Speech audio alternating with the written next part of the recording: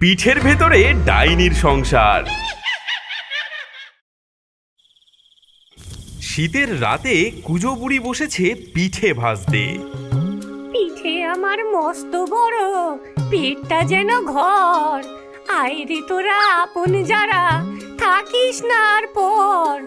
বাইরে ঠান্ডা ভেতরে গরম, থাকবি তোরা বেশ। আমার পিঠের জাদুতে ভাই দুঃখ হবে শেষ। ওরে শোন, বুড়ি কি বলছে শুনেছিস?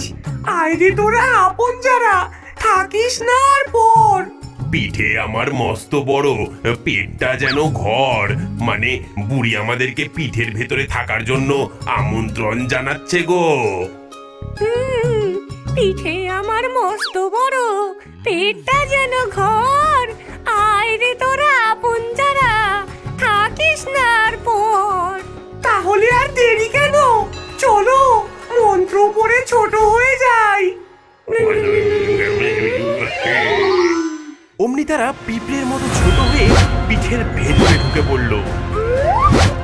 আর ছোট্ট পিঠেটা ফুলতে ফুলতে বড় ঘরের মতো হয়ে গেল এবং গড়িয়ে পড়ে রইল উনুনেরই পাশে। কি আরাম বাবা, যেন লেপের তলায় ঢুকেছি। শুধু আরাম করলেই হবে, খিদে মেটাতে হবে না। ওই দেখ, বুড়ি থালায় সাজিয়ে সাজিয়ে দুধ পুলি রাখছে। হাত বাড়া। বুড়ি পিঠে নামিয়ে থালায় রাখতেই পিঠের ভেতর থেকে তিনটে সরু লিকলিকে হাত বেরিয়ে টুপটাপ করে দুধ পুলিগুলো তুলে নিল। এ কি? আমি তো গুনলাম 10টা, হলো কেন 7টা? মতি কি খেলো? না, মতি তো ঘুমোচ্ছে। হয়তো ইঁদুরেই খেয়েছে। রেগে গিয়ে বুড়ি পিঠে ভাজতে ভাজতে আবারও ছড়া কাটলো। চুরি করে খাস যদি মটকাবো ঘাড়। দাঁত দিয়ে চিবিয়ে খাবো, ভাঙবো পিঠের হাড়। কচাং করে কামড় দেবো, ছাড়বো না আজ। পিঠে চোরকে শিক্ষা দেওয়া আমার আসল কাজ। বুড়ি তো এমনি আপন মনে ছড়া কাটে, কিন্তু বুড়ির এই ছড়া শুনে পিঠের ভেতরে ডাইনি এবং তার পরিবার ভয়ে সিঁটিয়ে গেল।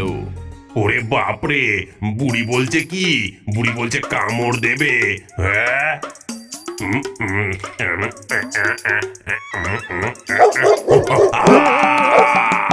ওরে বাবারে, ওরে বাবারে, এ কি বুড়ি আমাকে কামড়ে দিল গো। বুড়ি আমাকে খেয়ে ফেললো। ওগো, বুড়ি কোনো সাধারণ মানুষ নয় গো। আমরা কি বিপদে পড়লাম গো। বুড়ি নিশ্চয়ই আমার থেকেও কোনো বড় ডাইনি। ও আমাদের খেয়ে ফেলবে গো। এদিকে রাত বেড়েছে, বুড়ির পিঠে বানানোরও ধুম পড়েছে। হঠাৎ বুড়ি দেখল হাঁড়িতে গুড় শেষ। তার মুখ ভার হয়ে গেল। সে রেগে গিয়ে আবারও ছড়া কাটলো। হায় হায়, গুড় ফুরলো, হাড়ি হলো খালি। পিঠে আমার খারাপ হলো, কারে দেব গালি? পিঠের ভেতর আছিস যারা, শুনে রাখ তোরা। এক্ষুনি চাই নতুন গুড়ের ঠিক 10টি ঘরা। গুড় না দিলে বংশ শুদ্ধ, চিবিয়ে খাবো হাড়। বটি দিয়ে কাটবো, মটকে দেব ঘাড়। বুড়ির রাগের মাথায় যেটা তার মাথায় আসে তাই নিয়েই ছড়া কাটে, কিন্তু পিঠের ভেতরে থাকা ডাইনিরা বুঝলো অন্য কথা। মাগো, বুড়ি বলছে গুড় না পেলে আমাদের চিবিয়ে খাবে। সর্বনাশ, তোমার আঙুল খেয়েছে, এবার আমাদের পালা। ওগো ওগো, আর বসে থেকো না গো, বুড়ির গুড় চাই। আমি আর মার খেতে পারবো না। চলো শিগগির গ্রামের থেকে যেখানে পারি আমরা গুড় নিয়ে আসি। মাঝরাতে গ্রামের মানুষ দেখল এক অলৌকিক দৃশ্য। 10টা গুড়ের কলসি শূন্যে ভেসে ভেসে কুজো বুড়ির উঠোনে এসে নামলো। ডাইনি পরিবার ভয়ে ভয়ে 10 ঘড়া নলেন গুড় বুড়ির উনুনের পাড়ে সাজিয়ে রাখলো। এদিকে সকালে ঘুম থেকে উঠে 10 ঘড়া গুড় দেখে বুড়ি তো অবাক, ভাবলো, এ কি এতগুলো গুড়ের হাড়ি? মা লক্ষ্মী বুঝি দয়া করে দিয়ে গেছেন। জয় মা। গুড় তো এলো, কিন্তু বিপদ কি আর একা আসে? গুড়ের গন্ধে গর্ত থেকে বেরিয়ে এলো বড় বড় লাল পিঁপড়ের ফৌজ। বুড়ি ঘুমের ঘোরে গায়ে পিঁপড়ে উঠতেই ধরফর করে জেগে উঠল। পিঠের গায়েও কয়েকটা পিঁপড়ে দেখে সে রেগে আগুন। মিষ্টি লোভে পিঁপড়ে জোটে, কামড়ে করে ঘা, ভেতরটা যে ফোপরা হবে। ওরে পোড়া মুখো যা, পিঁপড়ে যদি বাসা বাঁধে পিঠে হবে নষ্ট। উনুনে ফেলে পোড়াবো সব, দিলে আমায় কষ্ট। আগুন জেলে ছ্যাঁকা দেব, মারবো বিষের ধোঁয়ায়। পুড়ে সব খাক হবে, মরবে ছটফটায়। এদিকে পিঠের ভেতরে ডাইনি পরিবার তখন গুড় চুরির ক্লান্তিতে ঘুমাচ্ছিল। এই শুনে তারা লাফিয়ে উঠল। ওগো ওগো খটখটি, সর্বনাশ! বুড়ি বলছে বিষের ধোয়া দিয়ে মারবে আমাদেরকে। আমাদের শরীরে পিঁপড়ে বাসা বেঁধেছে ভাবছে। ওমা, সত্যি যে! দেখো দেখো, ওই দেখো, পিঠের ফুটো দিয়ে দলে দলে লাল পিঁপড়ে ঢুকছে। এরা তো আমাদের কামড়ে একেবারে শেষ করে দেবে। আই, ওরে বাবা, ওরে বাবা গো, ও বাবা, এ কি জ্বালা! ধর ব্যাং, ধর! আরে চুপ কর, এখনই যুদ্ধ করতে হবে। বুড়ি যদি টের পায় যে পিঠের ভেতরে আমরা আছি, তবে আগুনে ফেলে দেবে। আর যদি চুপ থাকি, তবে এই রাক্ষসে পিঁপড়েরা আমাদের জ্যান্ত খেয়ে ফেলবে।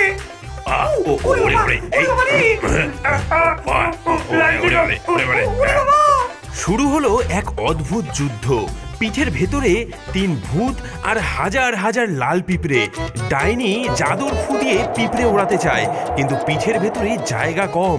ডাইনির স্বামী পিঁপড়ে পেটাতে লাগলো। এদিকে চিমটে ব্যথায় চিমটি কাটতে লাগলো নিজের গায়েই। উফ, ওরে ওরে! যুদ্ধ যে কতক্ষণ চলবে! ওরে বাবারে, আমার হাড় যে চিবিয়ে খেলো! ওরে বাবারে! আর মারলে চলবে না গো। বুড়ি আবার ঘুমোলে আমরা সব পিঁপড়ে বেছে বেছে বাইরে ফেলে দেবো। আজ সারা রাত আমাদের পিঁপড়ে শিকারী হতে হবে। সারা রাত ধরে ডাইনি পরিবার একটা একটা করে পিঁপড়ে মেরে পিঠের ভেতরেই ফেললো। সকালবেলায় বুড়ি দেখলো পিঠের চারপাশটা পরিষ্কার, কিন্তু মেঝেতে মরা পিঁপড়ের স্তূপ। বাহ, কাল রাতে পিঁপড়ে মারার ওষুধ দিলাম নাকি? সব মরে সাফ। বিকেলে বুড়ি পিঠে পুলি বানাবে, কিন্তু নারকেল কুড়া বড়ই কষ্টের কাজ। বুড়ি বটি নিয়ে বসে বিড়বিড় করছে। ধুর, সাদা শ্বাস বের করতে হবে, ছুলবো গায়ের ছাল।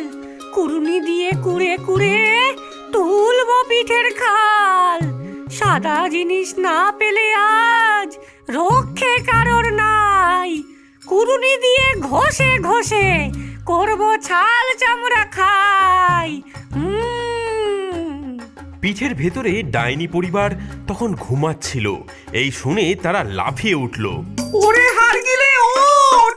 বুড়ি বলছে গায়ের ছাল তুলবে, কুড়ুনি দিয়ে ঘষে ঘষে আমাদের মারবে। ও বাবা, ওই ধারালো দাঁতওয়ালা কুড়নি দিয়ে! ওরে বাবা রে! বুড়ি সাদা জিনিস চাইছে, নারকেল নারকেল, ও নারকেল চাইছে। যা যা, পাড়ার সব নারকেল চুরি করে এনে কুড়নি দিয়ে তাড়াতাড়ি কুড়ে দে, নইলে আজ আমাদের আর রক্ষে নেই। সেই সন্ধ্যায় 3 ভূত মিলে বুড়ির উঠোনে বসে ঝুড়ি ঝুড়ি নারকেল কুড়ে পাহাড় জমিয়ে দিল। জলদি জলদি করি, ওরে বাবা রে! ভোর হওয়ার আগেই করতে হবে। হ্যাঁ হ্যাঁ, তাড়াতাড়ি করি, আমিও একটু হাত লাগিয়ে দিই।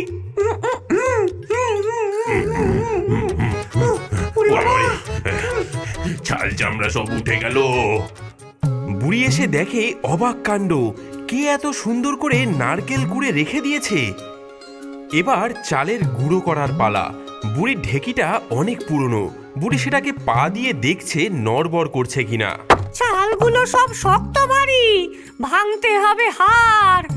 ঢেকির পারে লাথি মেরে করব গুঁড়ো সার। মটমট করে ভাঙবো সব, করব মিহি ধুলো। কাজে যদি ফাঁকি দিস, ছিঁড়বো মাথার চুলো। মা, বুড়ি আমাদের হাড় ভাঙবে বলছে, মট করে গুঁড়ো করবে।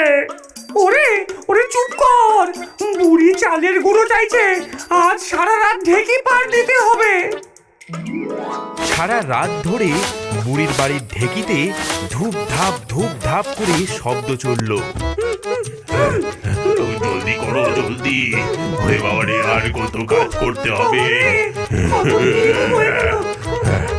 ওরে ডাইনিরা ঘাম ঝরিয়ে সব চাল গুঁড়ো করে দিল। সকালে বুড়ি দেখলো তার ধামা ভর্তি মিহি চালের গুঁড়ো। সে ভাবলো দেবতারা বুঝি তার দ্বারা সন্তুষ্ট হয়ে তার উপর কৃপা করেছেন। 3 দিন ধরে ডাইনিরা খেটে খেটে আধমরা। এবার বুড়ি পিঠে খাওয়া শেষ করে বাসি পিঠেটার দিকে তাকালো। অনেক দিন ধরে পড়ে থাকার জন্য পিঠেটার থেকে দুর্গন্ধ বেরোচ্ছে। বাসি পিঠে শক্ত ভারী, খাওয়া তো আর যাবে না। আগুনে ফেলে পোড়াই ওটা, কেউ তো খুঁজে পাবে না। পুড়ে সব ছাই হবে, মিটবে আপদ বালাই। আগুনে পুড়লেই পচা গন্ধ, বলবে আমি পালাই। আগুনে পোড়াবে, এই শুনে ডাইনি পরিবারের ধৈর্যের বাঁধ ভাঙলো। মৃত্যু ভয় তাদের গ্রাস করলো। ওগো পালাও পালাও, বুড়ি আমাদের জ্যান্ত পোড়াবে বলছে, পালাও। পিঠের ভেতর থেকে ধোঁয়া হয়ে বেরিয়ে এলো 3টে বিকট মূর্তি। থামো থামো গো দয়াময়ী বুড়ি, আমাদের পুড়িও না, দয়া করো। দোহাই মা জননী, আমাদের মেরো না, আমরা তোমার সব হুকুম মেনেছি। আমরা 10 ঘড়া গুঁড়ো এনে দিয়েছি, নারকেল কুড়েছি, সারা রাত ঢেকিতে চালও গুঁড়ো করেছি, তোমার সব কাজ করে দিয়েছি, তবুও আমাদের পোড়াবে। আমাদেরকে ছেড়ে দাও, দয়া করো। হ্যাঁ, ওরে বাবা রে, ও মা, তোরাই তাহলে গত 3 দিন ধরে আমার সংসারে সব কাজ করেছিস, আমার চাল গুঁড়ো করেছিস, আমার জন্য গুঁড়ো তোরাই এনে দিয়েছিস। হ্যাঁ গো মা, ভেবেছিলাম কাজ না করলে তুমি আমাদেরকে চিবিয়ে খাবে। তোমার ওই জাদু দাঁতের কামড় খেয়ে আমরা বড্ড ভয় পেয়ে গিয়েছিলাম। ওরে বোকা ভূতের দল, আমি তোদের খাবো কেন? আমি তো পিঠে খাওয়ার ছড়া কাটছিলাম। তোরা ভয়ে ভয়ে আমার সেবা করেছিস, এমন হাড় ভাঙা খাটুনি খেটেছিস। আমি কিনা তোদেরকেই পোড়াতে যাচ্ছিলাম। আয় আয়, আমার কাছে আয় সব। তোরা ভূত হতে পারিস, কিন্তু তোরা বড় মেহনতি। যে আমার সংসারের শ্রীবৃদ্ধি করেছে, তাকে কি আমি খালি হাতে ফেরাতে পারি? আমাদের মারবে না? মারবো কেন? আজ তোদের নেমন্তন্ন। এই নে নে, আমার হাতের সেরা পিঠে, প্রাণ ভরে খা। বুড়ি নিজের হাতে তাদের পাতে গরম গরম পিঠে তুলে দিল। ডাইনি পরিবার বহুদিন পর পেট ভরে পিঠে খেলো। আগের ভিডিওতে যারা কমেন্ট করে জিতেছেন তাদের নামগুলি হলো নাজমুল, ইমরান, গোপাল, রাইসা, অমর, লামিয়া, তাসকিন আহমেদ, আরাফাত, কৌশিক, মনীষা, রুমি। এই ভিডিওতে যারা সেরা কমেন্ট করবে তাদেরকে সম্পূর্ণ বিনামূল্যে আমাদের এই জাদুর খেলনাগুলো উপহার দেওয়া হবে। তো বন্ধুরা, তাড়াতাড়ি কমেন্ট করো আর জাদুর খেলনা জিতে যাও। হে হে। রাতখনালে নামে আধার, ক্ষীরের পুতুল গল্প হাজার, ডাইনির হাসি মামদোর ভয়, জঙ্গলেতে কি জানি হয়। গেছো ডাকে আয়ের কাছে, থেকে কে যেন নাচে, ভয় পেল সব হবে যে ভুল, রহস্য ঘেরা ক্ষীরের পুতুল। কিন্তু আছে বলাই লালু, ওদের বুকে সাহস চালু, ভূতের সাথে